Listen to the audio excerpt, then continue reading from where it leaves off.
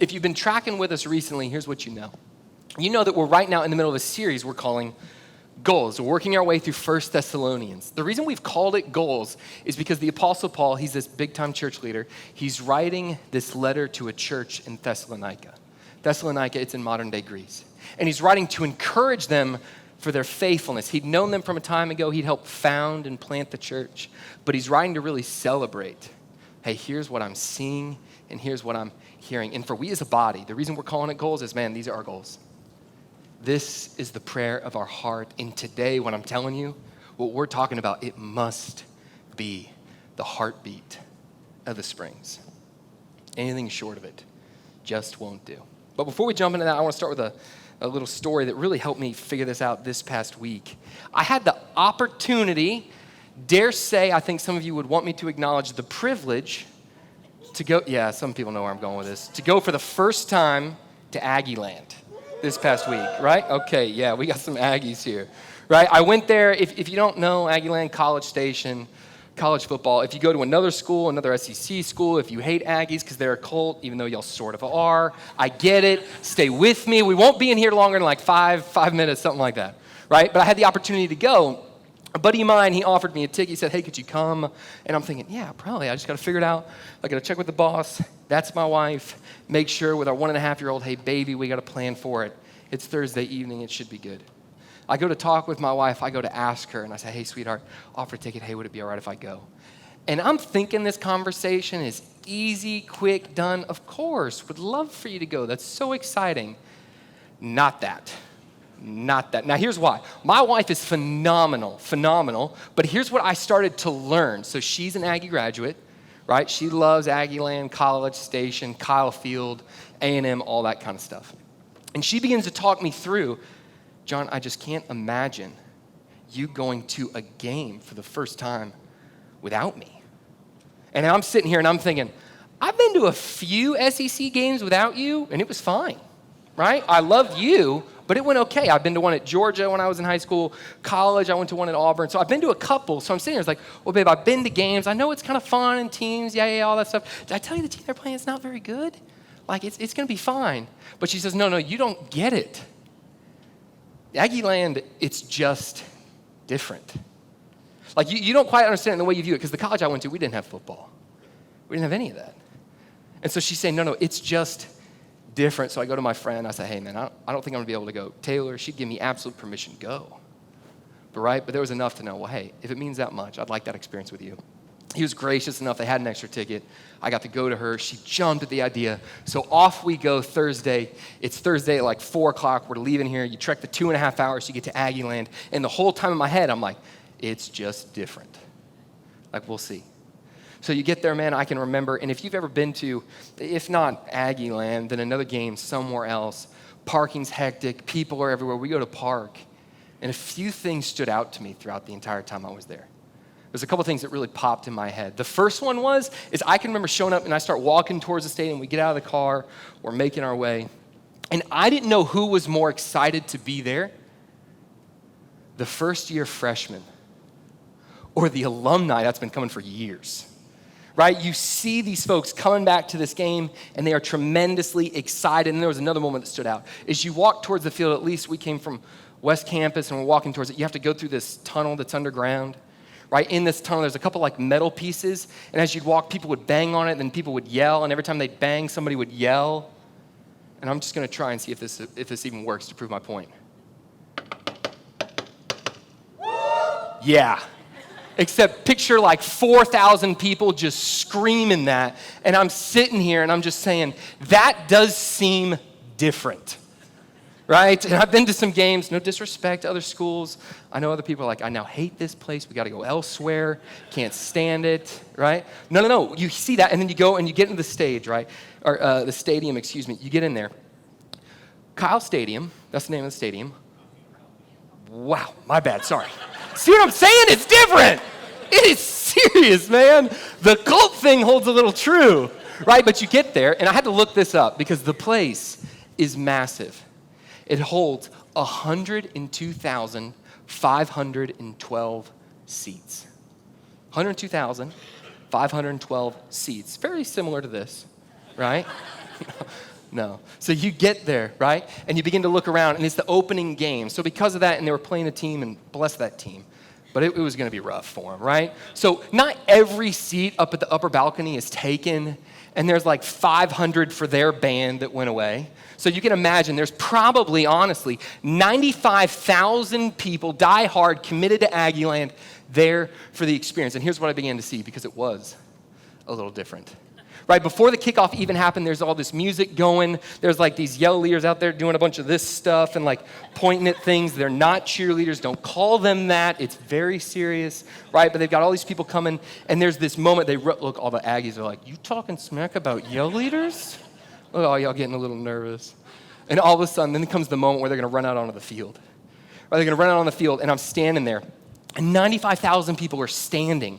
Mind you, they stand the entire game.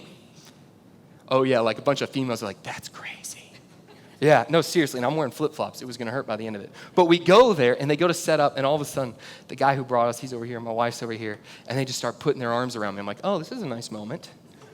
Right? And then there's this something where we start standing with our legs like spread apart like this, and all of a sudden we're doing some chant like this, and I don't know any of it. They're talking about like psalm off and gig 'em and thumbs up and all this stuff, and there's this huge build to where all of a sudden you hear this bass drum just kicking through the stadium. All of a sudden there's 95,000 people standing on their feet. The team, they're down in that end zone. They're coming through that tunnel. They're getting ready to set, and they run through, and I'm not kidding you, 95,000 people freaking out, losing their mind. Why? Because it's Aggie Land. And I'm sitting here, and if you've been to an Aggie game, you might know the whole 12th man, like, put me in, like, I'm standing there, and I'm like, Jimbo, I'm your 12th man. Put me in the game. Didn't even go there. It's a little different, right? And the final thing, and I'm putting this in here just because I wanted to, y'all know their tradition whenever they score? Yeah, you get to kiss your date, man. Did I tell you that team was bad? Man, I got to smooch my wife. We left when the score was 52-0. Best date I've had in months, right? It really was a little different. I'm not saying other schools don't have amazing traditions and fight songs, and sorry, I'm out of breath. And a bunch of cool stuff going on. But for me, there was something about the way that they cared for each other, that they committed, that they had bought into all things Aggie, to where it was just different. Here's the reason I start with that story today. Where we are in 1 Thessalonians is we're going to look at a part of a chapter where the Apostle Paul, again, this church leader, he's going to talk about Christian love. He's going to talk about how we are called to care for one another and care for others. And if you grew up in church, you know, okay, yeah, we're talking about love. But here's the part I really want you to focus on. It's different. It really is different. And my prayer for the time is you'll begin to see, okay, I'm not just called to the standard when many people say love, care, kindness, commitment. I'm called to something different.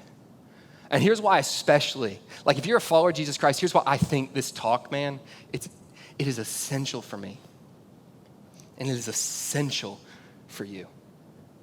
The number one distinguishing characteristic of God's church, his gathered people, his followers, is to be love. By this, all people will know that you are my disciples, if you have love for one another. And today what we're going to do is we're really going to define love.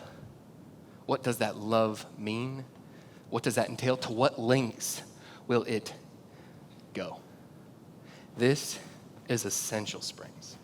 It's essential. Now, if you're here and you're not a follower of Jesus Christ, and again, you're just working through faith in general, your parents dragged you, you wish you could take a nap, or you're planning on taking a nap in just a second, here's why I think it's helpful for you. As you come and you hang out with the church, as you come and you get around Christians, this is a wonderful litmus test. Christians we should love in a different way, and oftentimes we don't. And because of that, non-believers of the world outside, they view us as being more known for the sins we are against in the hearts and the minds of non-believers than the way we love each other. Oftentimes, people feel that the least safe, place for them to be is at a church. The least supported place they can be is at a church. Here's what I'm telling you. May it never be us. May it never be. So where we'll be is 1 Thessalonians chapter 2. We're going to look at verses 7 through 12, and we're going to talk about two ideas as we look at this type of love that we're to have. Because really, the big theme through this is we are called to love each other like family. Love each other like family. And we're going to break it out. The Apostle Paul, he's going to have two ideas. He's going to say it this way. He's going to say, hey, church, as I came to you, love like mom. Love like mom. Train like dad. Train like dad. And when I say train, what I don't mean there is exercise or something. I'm talking about discipleship. I'm talking about development. I'm talking about character formation. And that's what we're going to look at. Where we are in this text, to just set it up a little bit for context. Paul, again, he's writing this letter to a church that he'd founded. It was probably about a year later he wrote this letter to them after he'd left them. Right? He writes this letter, and the whole first chapter we talked about, he celebrates, he encourages, he supports them. And the next chapter, he's going to remind them. Last week we talked about how Paul's reminding them he had zero regret for the actions he had towards them. He had zero sense of what I'd come and done. It was in vain. And we talked about, you want to live a life of no regrets? You live the way Paul did, the way he talks about it in verses 1 through 6. That was last week, Paul's actions. But today, in 7 through 12, he's going to really talk about, hey, you know what I also don't regret? You know what also is not in vain? My attitude.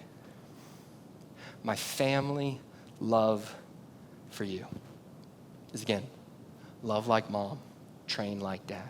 So if you got a Bible, turn with me. We're 1 Thessalonians chapter 2. We're going to start in verse 7. You can look at it on the screen. If you have our Springs app, you can find it there. You can check it out there. You can see it all.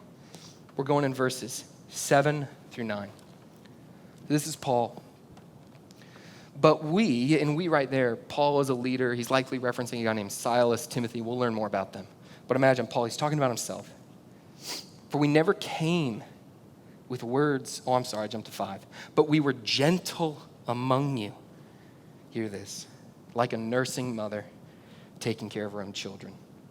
So, being affectionately desirous of you, we were ready to share with you not only the gospel of God, but also our own selves. And then he says, why? Because you would become very dear to us. And then he gives an example right here in verse 9. He gives an example. For you remembers, brothers, our labor and our toil, we worked night and day that we might not be a burden to any of you while we proclaim to you the gospel of God. So we'll pause there and we'll pick it up. The first idea out of this text, the Apostle Paul, he's making this reference, he's making a metaphor to like a nursing mother.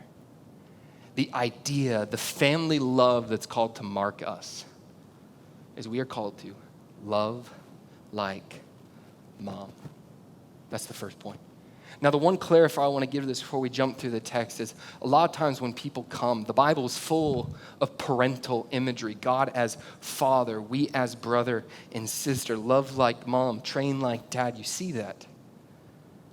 And a lot of times, though, especially for us, we come in here and we say, trust me, you don't want me to love the way my mom loved me.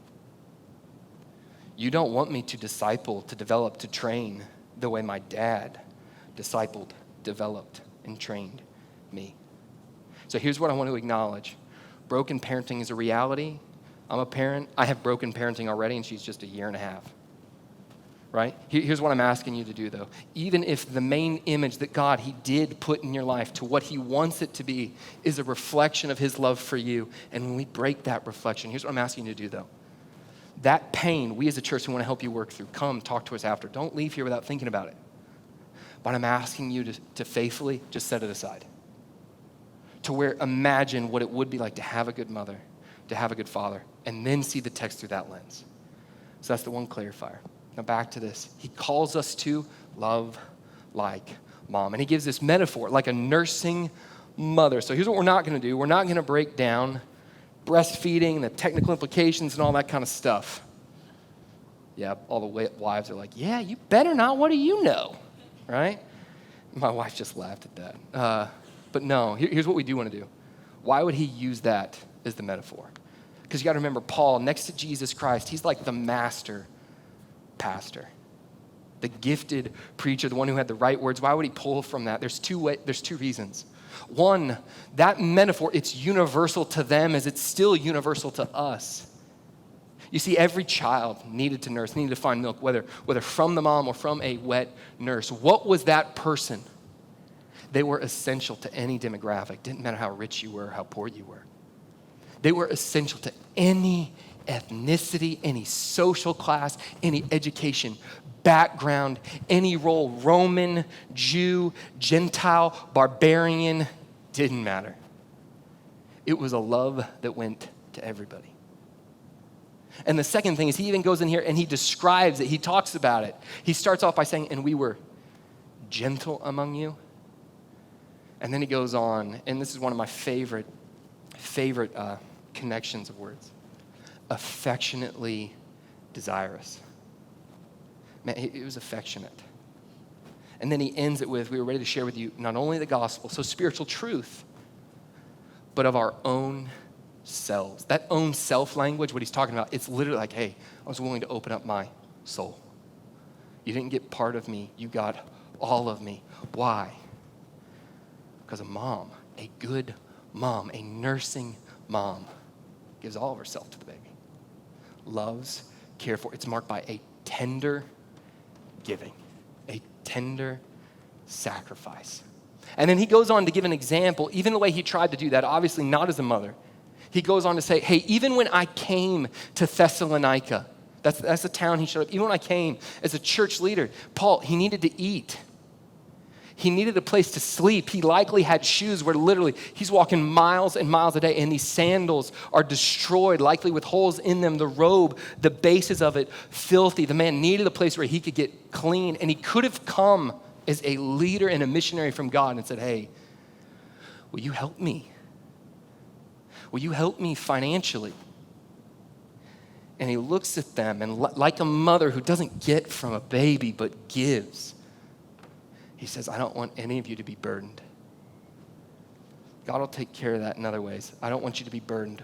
Why? Why? He wanted them to trust him because he brought news that would free them from real burdens.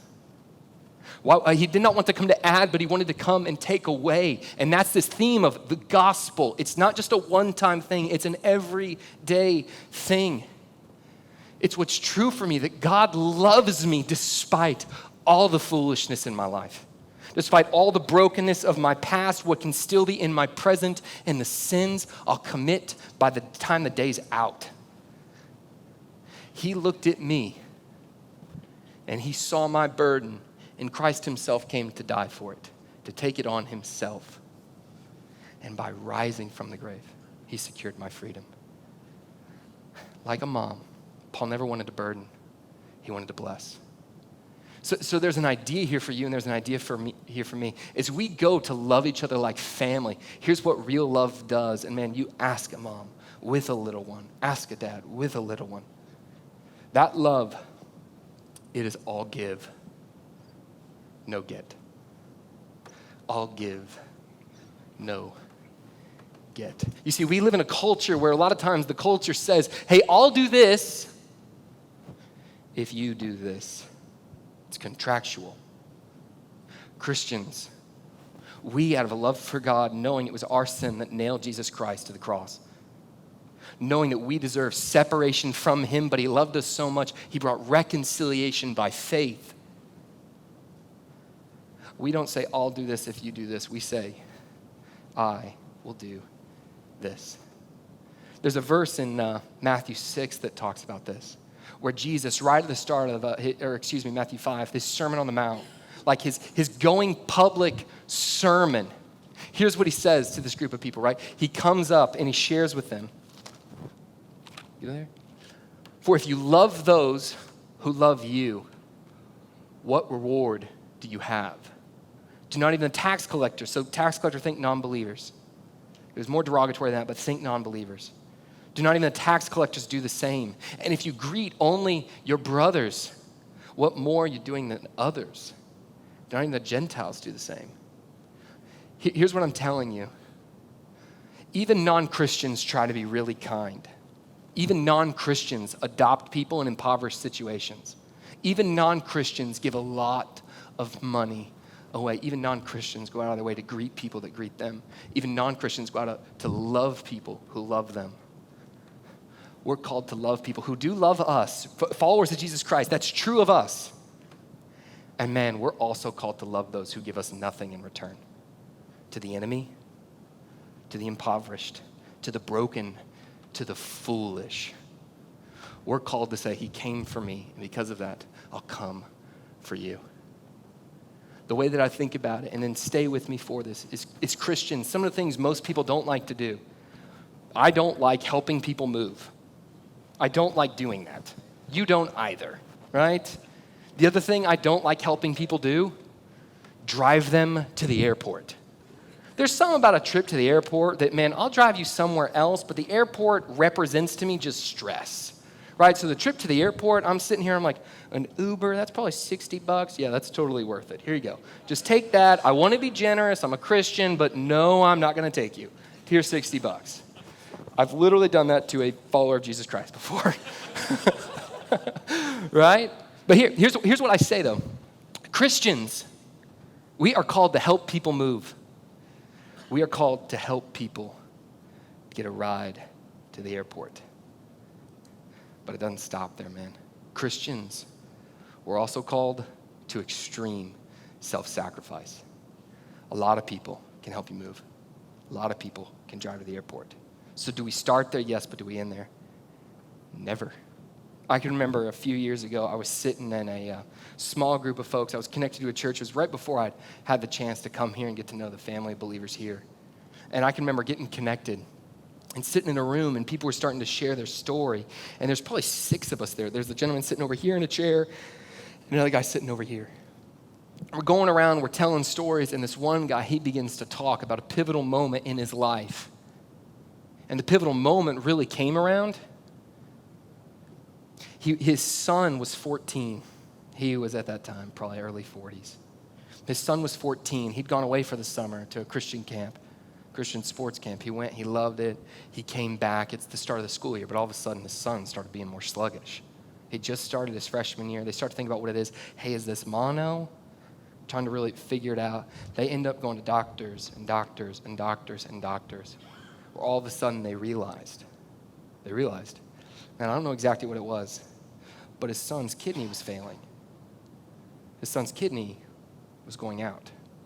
And so his son, shortly thereafter, and he's sitting there telling the story, and I'm leaning in to hear exactly what happens. And he starts talking about how his son starts doing 3 times a week dialysis.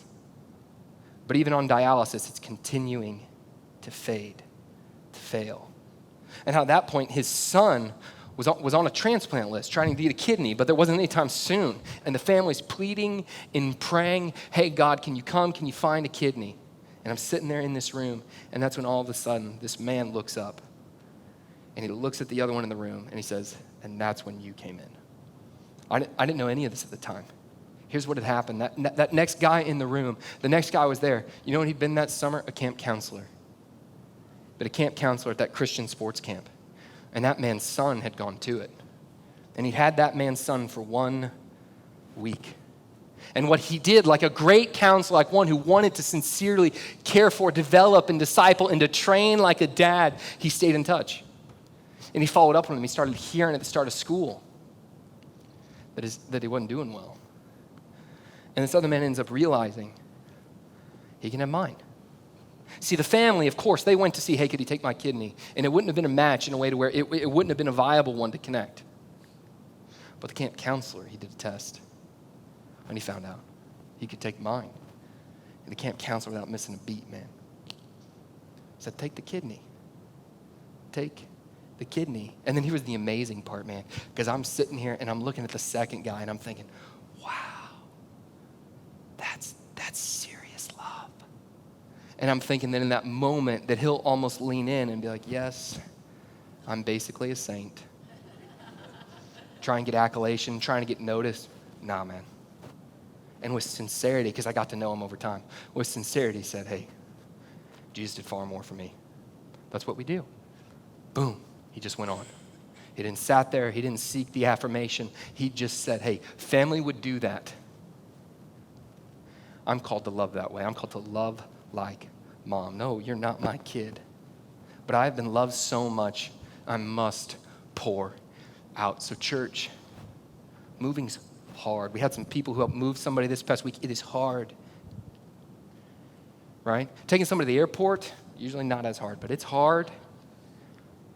But we move people. We take them to the airport, and we give up kidneys. Why? Because God in heaven gave up far more for us. Far more. So as you think through your circle, you think through the people you know, your family, your community group, or even if you're considering this, here, let me ask you, do you love them like a mother should love a child? That love is different. A lot of people say hi. A lot of people help you move. Not a lot of people go that extra step, that extra mile, where it's sincere sacrifice, and they do it. Why? Because you become very dear. Also that we might share the gospel of truth. As we love each other like family, we are called to love like mom. Let's look now, verses 9 through 12, or 10 through 12. 10 through 12, back in chapter 2. You are witnesses, so he's talking again to the audience. You are witnesses, and God also, how holy and righteous and blameless was our conduct toward you believers. For you know how, like a father with his children, we exhorted each of you and encouraged you and charged you to walk in a manner worthy of God, who calls you into his own kingdom and glory. We're not going to spend enough time about it, but I just want to tell you, in a mysterious way, and I can't wait to find out, God beckons you, Christian, to glory for him and with you. And that will be amazing. And on that way there, what does he call us to do? To love each other like family. And the theme he's pulling out here is one way we love is we train like dad. We train like dad, like a father with his children. And again, when I say train, what I'm talking about there is disciple, help grow in faith, develop, nurture character. We talked about this a couple months ago, I think, or maybe it was in a different setting, where there is this reality within American culture where parents, and even folks still outside of parents, they do help in character formation, all the way from 0 up to 18. But then we have this view, okay, they're an adult. That's when we stop leaning in. And here's what you know, as well as what I know. There's a lot of dysfunctional adults. I have a lot of dysfunction still within me. I don't need people to stop. I need them to keep going. So even though I've left my immediate family, there's a church family that's called to train and to develop me in the same way. And that's where he really outlines 2 ways to do that. And the first one, man, I pray that it's a gut punch to you the way it was to me. The first part is before Paul ever talks about how he exhorted, encouraged, or charged, you know what he leads with? Integrity. He starts it off by saying, you are witnesses. You saw this is true, and God also saw it. How holy and righteous and blameless was our conduct toward you believers. Does that mean that Paul didn't sin in the time when he was in Thessalonica? Nope. But what that means is there's an integrity to him where he came and he said, hey, as I go to train you, you know what I do? I discipline myself for the purpose of godliness. As I call you to walk in it, guess what I want to do? I want to fight to abide in it. Church, as we go to train, one of the greatest ways you train is you model. You cannot build in a faith you do not have. Well, actually, I take that back. God can do that. He does not want to do that with you. He does not want to do that with me. So the first thing we got to do is we just got to model that. We got to show the world, no, this is what I believe. He came, he set me free. I really do want to love you. I don't just want to help you move, but I will, and then I'll come and I'll tend to the family. I'll care for the people. Man, we got to be that. And then from our own lives, he transitions and he starts talking about something else, where he starts talking about them, where he says, like a father with his children, and then he gives 3 verbs. We exhorted each one of you and encouraged you and charged you to walk in a manner worthy of God. So what does it mean to exhort? It's like a sincerity of, I will help you. I'm calling you to this. It's this emphatic encouragement. Now, what does it mean to encourage? We know, to build up, but really there's an idea there that a lot of times I don't think people grasp. It's a comfort. It's a sincere support. It's a help, where it's not just you should do this, you should go that way, but it's I'll help you, and I'll go that way with you, and I will help build into you if you promise to build into me, and even if you don't, I'll help you anyways. And then he goes to the end. He charges them to walk in a manner worthy. What he's doing there, it's an appeal. It's just like if I came to you and I pled, hey, this marriage, there's hope for it. Jesus can change it. It can be amazing. It can be beautiful. But I'm appealing to you. I'm appealing you because of a love for Jesus Christ. You got to see your own sins. Stop making them the bad guy.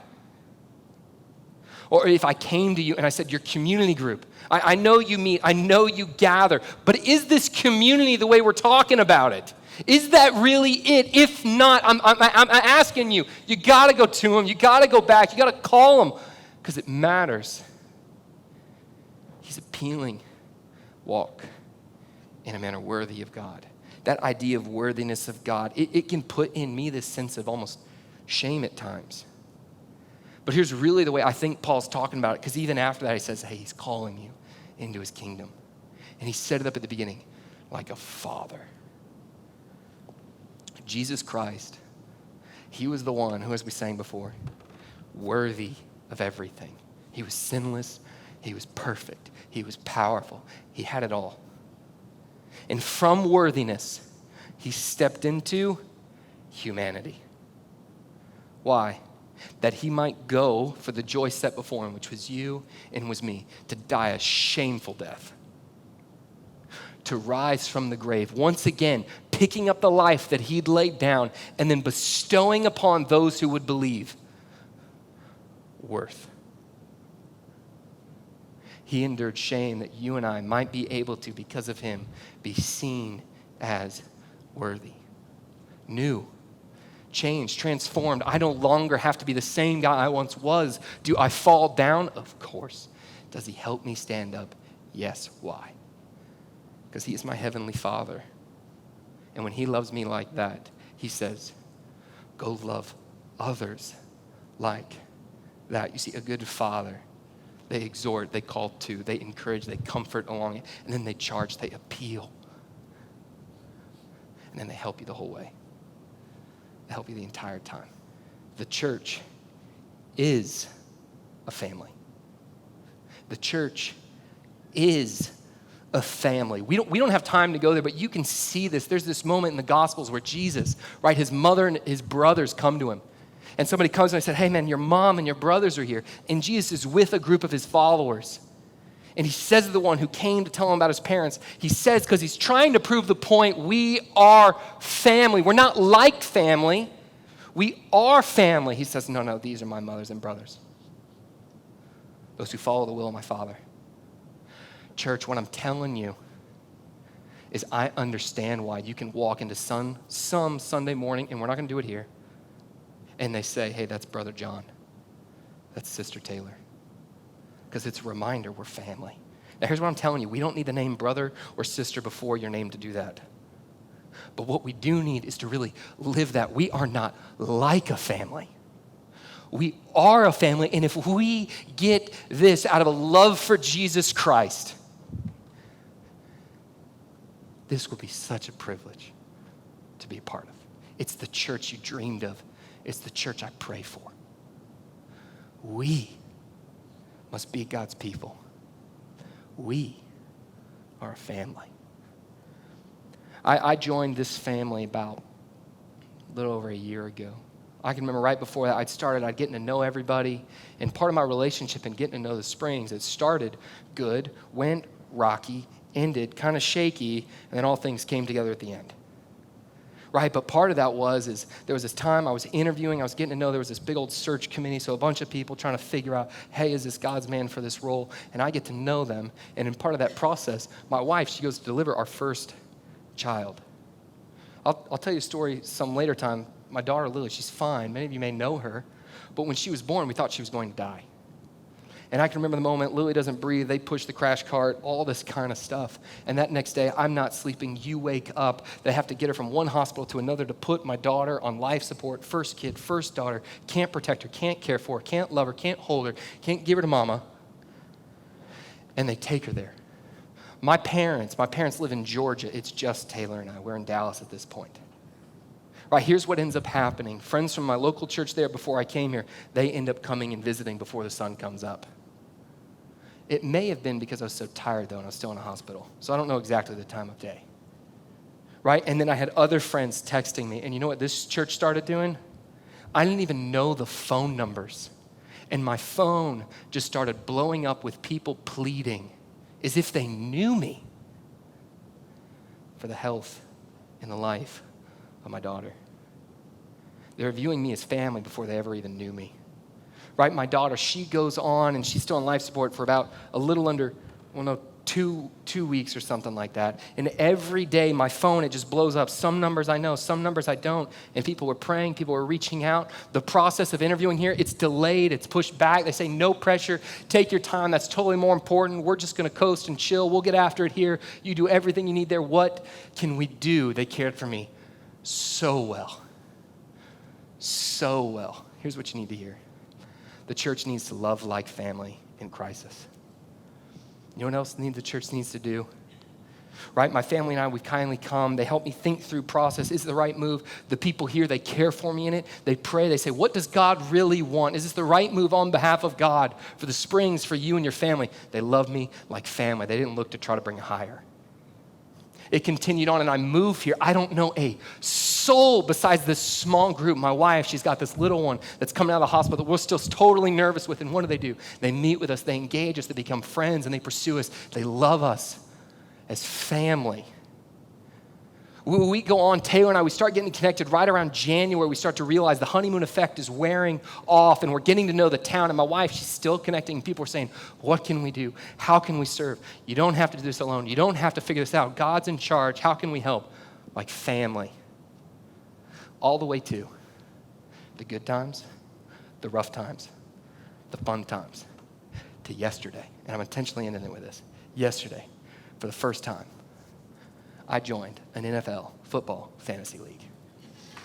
Yeah, we're ending it there. We're starting with football and ending with football. And here's why. You need people to pursue you when they push the crash cart button. You do. Like family. And to really do it. And then you know what else you need? You need people to pursue you even when times are good, to where they invite you to the football fantasy game where you sit there and you say, I don't really know how to play this. I've never done this, but this sounds like a great excuse to hang out with people. And then as soon as you're done, you eat a meal, you laugh, you talk about faith in Jesus Christ. You grow in a love for one another, in a vision to see him really change his community through you, me. And then you laugh and you get a mild sunburn. Then you go home, you hang out with your wife, and you give thanks for church family. We are not like a family. We are a family. And nothing builds that up like love. Nothing builds that up like people caring for me even when I'm wrong. You allowing others to care for you even when you're wrong. And then going and having a ton of fun. Church, if I had to guess, if you're a follower of Jesus Christ, you'd want to be a part of that. I want to be a part of that. Jesus Christ wants us to, by faith, build that. And you build it with love. Let me pray that we would do that, and then we'll get out of here. Father, I thank you for this reminder in my life, man. I thank you that you're building family. I pray that it would increase. I pray that the parts of my life where I am the thing that holds it back, may I repent, may I turn, but may I give thanks and celebration for family. May this place become a family to countless people looking for it in a broken world where they wander through it, trying to find peace and comfort from the pain. May they find shelter here. May they also find a group of people who love you, who have fun, who laugh a ton, and they get after it. We need your help to do that. We need your help to not think like a family and say, of course we will, but to view ourselves as actually family. We love you, and we thank you knowing you made this whole thing possible. It's all yours. Every glory ounce is yours. But man, it is such a privilege to be a part of it. It's in your son's name we pray. Amen. Well, church, we are not like a family. We are a family. And we want to help you build that. So if you want to see, hey, what are the ways that we do that? Man, we got a newcomers class, 2 doors down, lunch included. Go check it out. You want to come and really taste, hey, what are these people like? Sign up for Springs Goes to Camp, man. Help us come build it. As we sit around a fire, we talk about Jesus Christ. We laugh a ton. Let's go. Y'all have a great week of worship.